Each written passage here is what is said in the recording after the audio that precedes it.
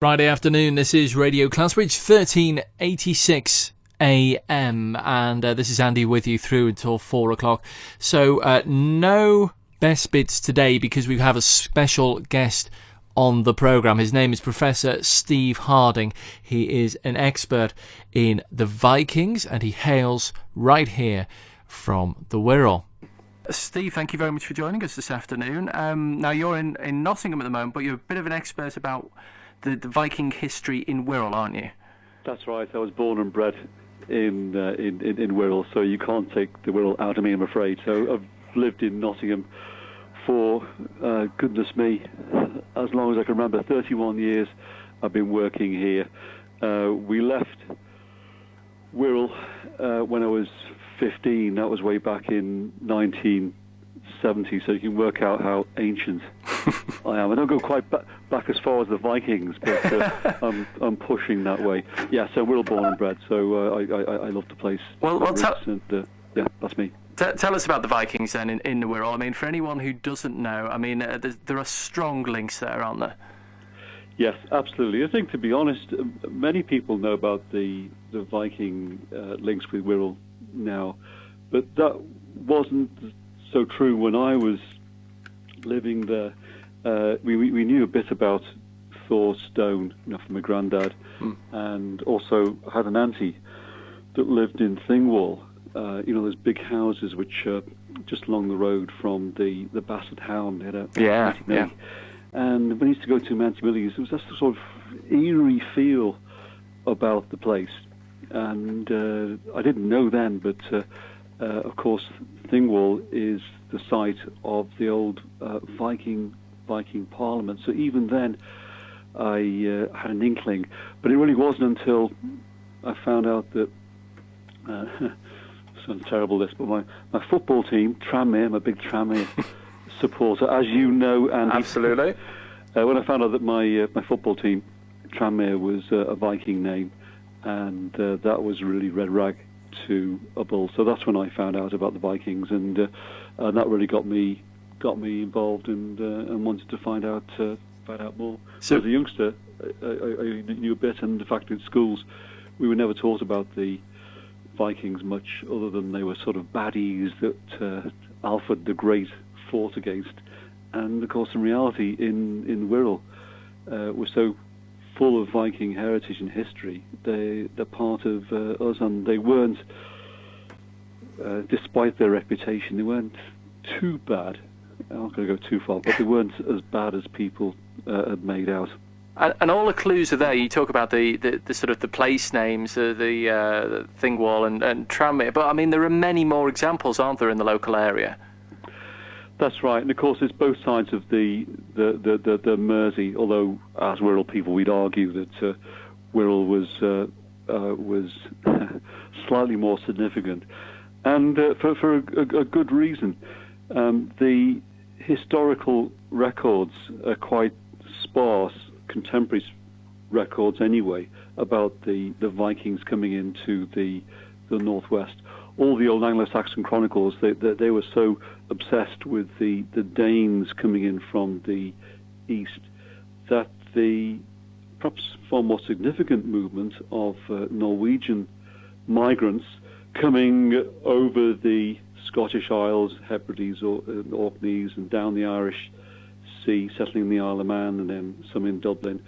But what the Anglo-Saxon Chronicle missed, but the Irish Chronicles got beautifully, was this settlement in Ireland, which was driven out in the year AD 902 after a huge battle. The Vikings were expelled from Dublin, and the Irish Chronicles tell us of how the leader of the Vikings, a man called Ingemund, went to the Queen of the English, Queen Ethelfled, who was the daughter of Alfred the Great, asking if they could have permission to settle somewhere peacefully. And amazingly, the Queen said yes. Whether there was some sort of deal was struck, or I don't know, or someone's even suggested there might have been a bit of romance involved. I don't know, but the Vikings under Ingeman were given permission to settle, and the Irish chronicles tell us that it was in lands near Chester, and it turns out to be these lands near Chester was the Wirral. So we have contemporary historical evidence of Norwegian Vikings settling in Wirral, which doesn't really exist for the rest of the northwest. So that cuts us apart a bit. And when we talk about them being here, how long were they here for, or in fact did they even ever really leave? Absolutely. This was a big question we're trying to answer with all the DNA studies. It seems that they did stay put. So they came in initially in AD 902, and we know roughly where they were because of all the Viking place names in the area, and they seem to be concentrated into the sort of northwest end of the peninsula, including Tranmere, of course. But in the centre, of course, is the, as I mentioned, Thingwall, which was the assembly place. But the boundary appears to have been around the settlement at Raby, because Raby means in Old Norse boundary settlement. So they were there, and the records sort of stop at the year 907, and 907 was when they, after 5 years settling peacefully as part of the deal with Ethelfled, Vikings are Vikings, they become restless, and the chronicles tell of how they started to attack a small market town down the road called Chester.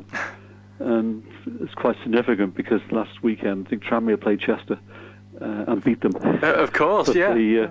The records then tell us of how they started attacking Chester, but they stop, unfortunately.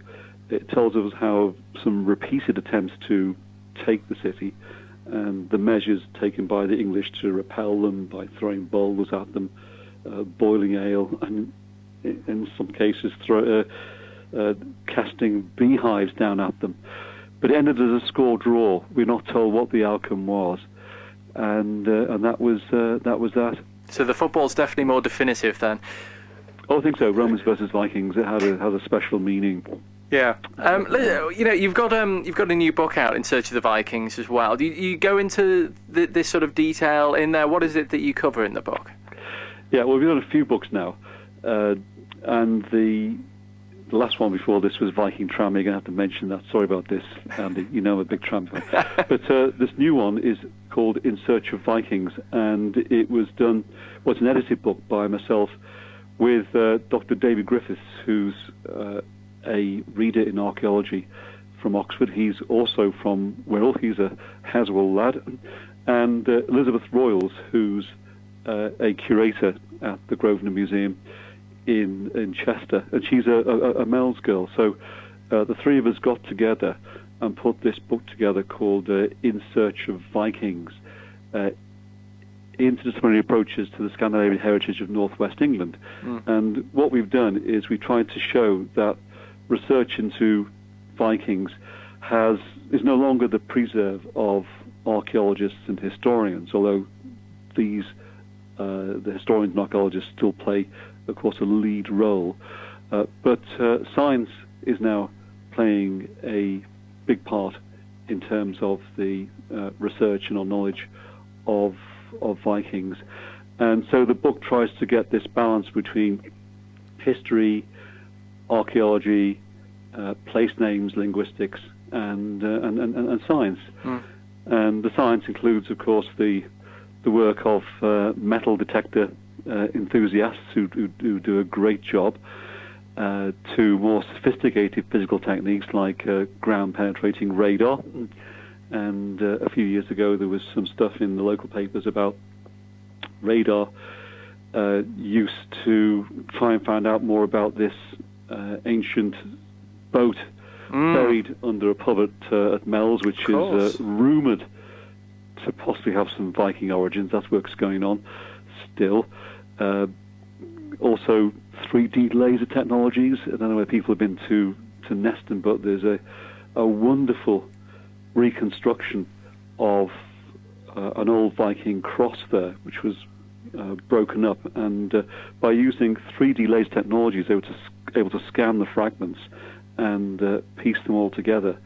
And it's fantastic. It's got this image of a Viking lady with her arm round the waist of her husband, and it's very touching, and it totally contrasts to the picture we have of Vikings being a very violent people, and they could be violent, of course, to defend themselves, but they had other aspects as well, which were less violent. Yeah. So yes, that's physics, and then we have chemistry. With the use of isotopes to detect the ages of structures and also people, from strontium and oxygen analysis of bones and teeth from people. Biology, and in particular genetics, with the DNA work which has been going on and still going on, and the spectacular success the DNA survey of Wirral and West Lancashire yielded, which was conducted a few years ago, and other aspects as well. So, research into Vikings has become very multidisciplinary, and this new book reflects that, with many examples from the Wirral and the Northwest. And it's just fascinating, isn't it, the way that after all of these years, all of these hundreds of years, that we are still learning about them. That there's still more to find out. Absolutely, Andy. Of course, the Vikings have this attraction about them, perhaps more so than any other historical peoples, especially for us in the Northwest and the Wirral, because of their relevance. And we're finding things about them all the time, and discoveries are being made all the time, especially in our area. I mean, goodness me, a few years ago, we have this wonderful hogback tombstone in West Kirby at St Bridget's Church, which once marked the grave of a prominent Viking figure in the area. But in 2004, a miniature hogback tombstone was found in someone's back garden in Bidston. just popped up, like that. And there's been some excavations quite recently too in Irby, and Irby is a Viking name. Yeah. There was what archaeologists in Liverpool believed was remains of a Roman house, I think off Mill Lane. But then later on, they looked at the shape of the foundations, and it like an ellipse, an oval shape. And what they found actually was the foundations of a Viking house. And it was a Viking house with Roman pottery in it. It was the pottery which fooled them. And now in Morton or Lingham, quite recently they found the foundations of another Viking house. So things are popping up all the time. Incredible. And anyone wants to know more about this sort of thing, I'm sure they'll be pleased to hear that you're going to be doing a talk at Bebington Library next month. That's right. We're giving a talk in Ormskirk later on this month, I think in 2 weeks' time, talking about the Vikings in Northwest, but focusing obviously on the Lancashire side. But at Bebington Library on 29th of April, as part of the local history series, I'll be giving a talk about the Vikings in Wirral and the stuff in the book, really. Fascinating as always. And just remind us again about the book, if anybody's interested in getting that. What's it called? Where can they get hold of it? Well, it's called In Search of Vikings, and I think it's on sale in Waterstones and Lingham's, but if not, it's on Amazon. But I will be donating a copy of the book to the hospital. And as I mentioned before, is Viking Tranmere.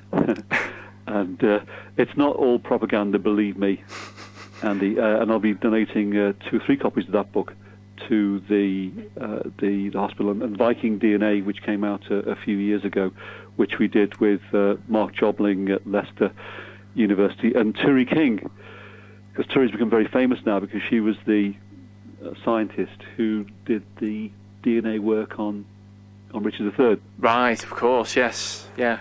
Excellent. And she's also got a chapter in the new book, In Search of Vikings, so definitely worth a read. Well, thank you very much, Steve. It's very kind of you. For details about how you can win one of those books, you need to go to our Facebook site now, and there'll be a question on there that you need to answer. Just go to Facebook and search for Radio Clatterbridge. Steve, thank you very much for talking to us. It's a pleasure as always. And can I just say as well, best of luck against Gateshead as well. Okay, thanks a lot, Andy. Professor Steve Harding there, and a reminder, he'll be at Bebington Library on the 29th of April, and you can find out more details about him and the Vikings on our website at radioclatterbridge.co.uk.